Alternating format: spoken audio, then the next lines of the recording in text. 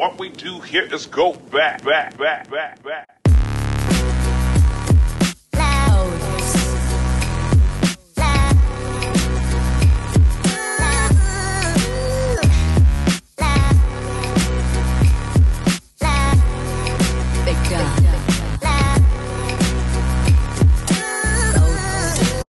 What's up, everybody, and welcome back to the channel. It's your boy Mello. Did he do it or did he not? That seems to be the question on everybody's mind. Now, y'all know damn well Diddy did that shit. Now, this all started back in 2023 when Cassie sued Diddy and he settled within 24 hours of the lawsuit. That opened up Pandora's box and a flood of accusations and lawsuits followed. Let's head on over to Vox where they broke it down pretty well. The article says, on Monday, speculation around the accusations escalated as homes in Los Angeles and Miami Beach linked to Diddy were raided by federal authorities, who revealed that the raids were linked to an ongoing investigation into sex trafficking allegations. Those allegations first came to light in a series of recent lawsuits, several of which include brutal and disturbing details.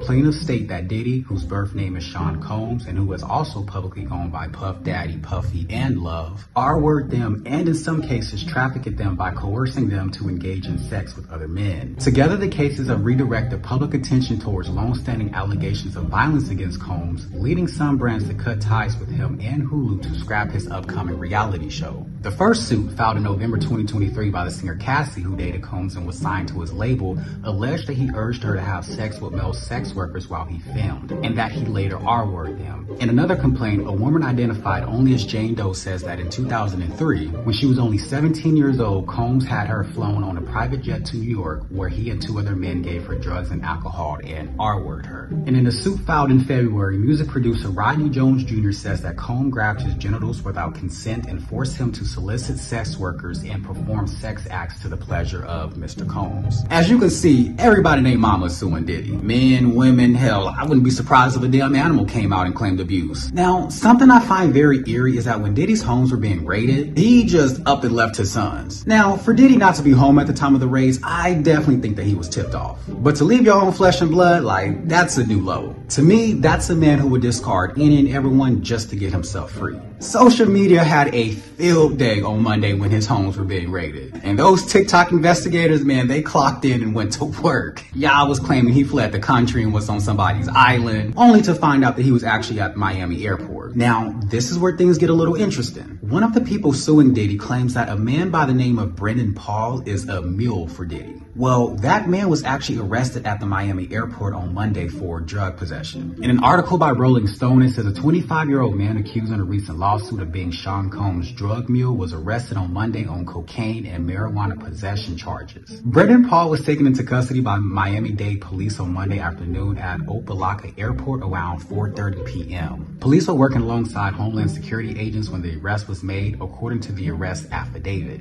Brian Bieber, Paul's attorney, said in a statement to Rolling Stone, "We do not plan on trying this case in the media. All issues will be dealt with in court." It's unclear if Paul's arrest is connected to the wider investigation into Combs or where he was headed at the airport. Combs was confirmed to be in Florida at the time of the raid, according to NBC News, and officials reportedly seized his phones before he was scheduled to leave for a trip to the Caribbean. It goes on to say Paul was recently named in a lawsuit filed by music producer Rodney Lil Rod Jones against Combs, in which Jones accused Paul of being Combs' mule, allegedly acquiring and distributing Mr. Combs' drugs and guns. A person close to the situation confirmed to Rolling Stone that Paul's mugshot was the same man named in Jones' complaint. Talk about a domino effect. Those chips are falling, and they falling quick. Now, Diddy has a long history of being accused of doing a few things. They say he was the one who pow-powed the club up in the 90s. Kim Porter, one of the mother of his children, they say he allegedly had something to do with her death, that she was coming out with a tell-all book. Now, Misha, who's another one of Diddy baby mamas, she also seems to have had enough. When their son Justin got a DUI last year, she alluded that it was actually something else going on. Check out this video to gain a little bit more insight. It looks like the end has officially begun for Diddy, because the feds are closing in on him, and they are closing in fast.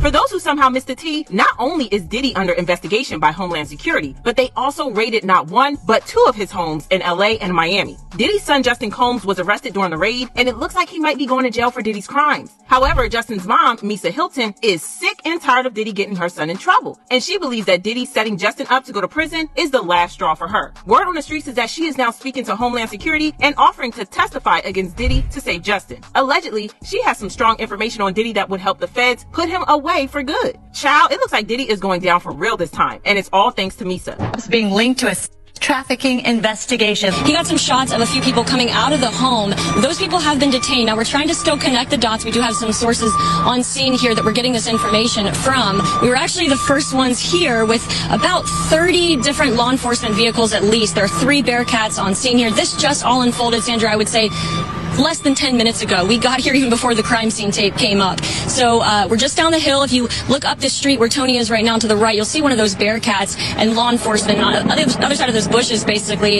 is that home that is registered to Bad Boy Films. Y'all, Diddy is back in the news and things are not looking good for him. In case y'all missed the tea, Diddy recently had 2 of his homes raided by Homeland Security, and 2 of his sons, Christian and Justin, got detained and arrested by Homeland Security. Diddy wasn't at home at the time of the raids, and his private jet was spotted in the Caribbean, and one thing that's pretty clear is that if Homeland Security doesn't get Diddy, Misa Hilton will, because she is sick and tired of her son Justin getting dragged into Diddy's mess yet again, and she is allegedly willing to make a deal with Homeland Security. Word on the streets is that she is ready to snitch on Diddy to save her son, and she ain't gonna look back. This isn't surprising because Misa has made it more than clear over the years that she is not a fan of Diddy as a person or as an entertainer. This isn't surprising because we know that Diddy used to put pause on her when they were in a relationship, and even after she gave birth to their son Justin. For you, because when Misa was out there, she was messing with the dude from EPMD.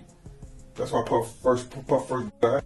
So when I say that there is no love lost between these two, I am not lying. Also, Misa has been calling Diddy out for a long time about how he has been forcing their son Justin into an unpleasant lifestyle. Not only that, but Misa also accused Diddy of setting Justin up to take the fall for his DUI in June last year. Y'all remember when news broke that Justin was arrested for a DUI? Well, Misa was quick to slam Diddy on Instagram and claimed that he was actually the one behind the wheels and not Justin. She wrote, "I'm not with none of that reality TV-ish. When is enough enough? I'm not protecting no one anymore. Just my son and all the children I love. Come to a Jesus moment. The statement of fish rots from the head down means that. In addition to being a major contributing factor in a family or organization's success, leadership is also the root cause of its failure and demise. The truth shall set you free." She continued, "Act bad, bad boy? I used to want to be a bad girl, but I chose to be a queen, tried and true. I'm not perfect, but I am intentional. I should have kept my child with me." She also said, "Everyone has to sit around for years and act like there isn't anything wrong with you. This is where the buck stops for me. If anything ever happened to my son, God forbid, what is anyone going to say to me? When we all know whose fault it would be." Yeah, Misa was not one to keep silent when her son was involved, and that's why it's not so surprising that she is now trying to make a deal with the feds to save her son. Diddy has a long history of just being an asshole. There was also allegedly another incident where Diddy had Kid Cudi's car set on fire, and Aubrey O'Day, who used to be signed to Diddy, she has said for years how Diddy mistreated them. And let me say this, the day that Aubrey O'Day comes out and tell her story, I just know my jaw's gonna be on the floor. You know, she's always dropped a few nuggets here and there, but I think she's been waiting for the perfect time to expose it all. But check this clip out.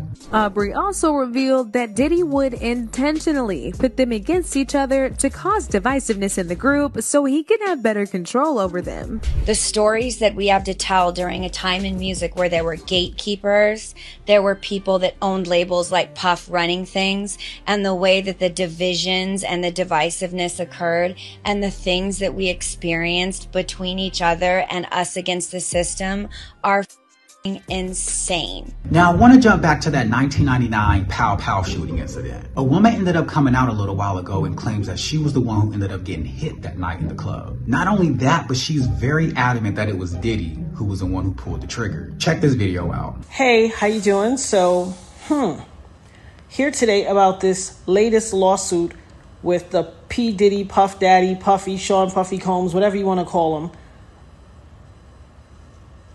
lawsuit that has come out involving the producer Lil Rod. So basically his last two lawsuits, or last two major lawsuits, the one with Cassie, she made mention that Puffy made her carry his guns into nightclubs and wherever they went. And he threatened her to make her feel like she had to do so. And while there were lots of things of importance, that stood out to me. And I'm going to tell you why. In this lawsuit with the producer Lil Rod, they were both SA'd by him and threatened and physically harmed. But in this lawsuit, he appears to be a very young producer to me. But he said something very specific. As a means of threatening him, Puffy said, that's why I shot up the club in New York back in 1999 and let Shine take the fall for it. Let me tell you why that's of utmost importance to me.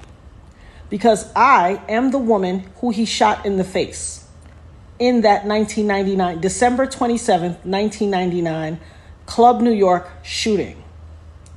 I have told everyone ad nauseum since then, even the surgeon who did the surgery to take the bullet. I got shot in my face with a 9mm hollow point bullet called a cop killer. I literally have told everyone and never changed what I said. I watched him. I got pow-powed in the face. I watched him fire the gun. I've said it all this time. Even the surgeon who did my surgery to take out part of the bullet fragments that was aspirating into my lungs and try to remove as many bullet fragments as possible, testified in the criminal trial that while they were putting me under, I was screaming, Puffy, pew pew me in the face. He testified in the criminal trial. It is in the record. They all knew he did it. Everybody knew he did it. But he paid off the club bouncer named Sharice and all these other people and the club owners with their video to hide the video. That's his MO. I told everybody that. This man almost took my life, has traumatized my life, has caused undue harm, irreparable damage to my life, lied his behind off. I've had all these youngins on the internet harassing me, swearing that I'm making it up that he did it. And look what he did to Little Rod. He threatened him. Oh, you don't think I bust my gun? I shot up the club in Club New York and let Shine take the fall for it. I shot them people. Well. It only took 24 whole years for it to come out. You see this tattoo? This commemorates me getting shot. It took 24 years for him to come out and say it. I've been saying it all along, but y'all pick and choose who y'all want to believe. Oh, baby, you ain't seen nothing yet. Not only did he pew me in the face, he also set off a course of harassment against me for the past 24 years. When I tell you the things I went through, there was a time in 2017 and 2018 where I got 7 flats on my BMW. 7, the same tire, in a 2-year span. 7 on the same tire, and they were all new. Every time it happened, I had to get a new tire. I have the pictures to prove it. Same song and dance. Diddy is the one who allegedly does the incident, and then he has someone close to him take the fall for it. Now, in the midst of all that, Diddy ended up selling his share in Revolt TV, and he's no longer tied to the company, even though he's the founder of it. In another development, Carisha, who's Diddy's personal toilet, she was also named in a lawsuit for allegedly transportating pink cocaine for Diddy. Now, what the hell that even is, I don't know. I ain't even do no research on that. But a while ago, Carisha was going back and forth with a woman on the internet claiming that, you know, if she wanted to, she could make Diddy eat her. Called her an eater and everything. I mean, just nasty. Now, a lot of celebrities have came out and they've reacted to the news of Diddy's homes being raided. Some even in defense of Diddy, like Stevie J. He said, "No weapon formed against them shall prosper." Sir, that man is going beneath hell. Okay? Now, Candace Owens came out and said that the feds raided his home to hide evidence, not to find it. And I just thought that was a real interesting take on things. You know, something I could definitely see being possible. 50 Cent was one of the first people trolling Diddy, saying that the feds don't do raids unless they have solid evidence. My thing is, how long did Diddy think he could keep this up? Did he really think all those people that he allegedly heard an essay that they would just keep quiet forever? Money, fame, and greed can really change a person. And you know, eventually Diddy will have to answer for all those crimes. If not in this life, then maybe in the next. You know, this is a developing story, so I'm sure more information will be coming out. All this stuff just happened on Monday, and it's been the longest 4 days ever. You may be having a shit week, but at least you ain't Diddy. If you enjoyed this video, please make sure to go ahead and give it a thumbs up or a thumbs down if that's okay too. Don't forget to drop a comment down below. Now, what do you think about everything going on with Diddy? You know, the raids, the lawsuits. Do you believe it to be true, or are some people just out to get Diddy? And as always, if you're not already, please make sure to go ahead and subscribe to the channel and make sure to hit that post notification bell so you don't miss out on any videos. I hope everyone has a great rest of their day. Look, stay the hell away from Diddy, and I'ma catch y'all on the next one.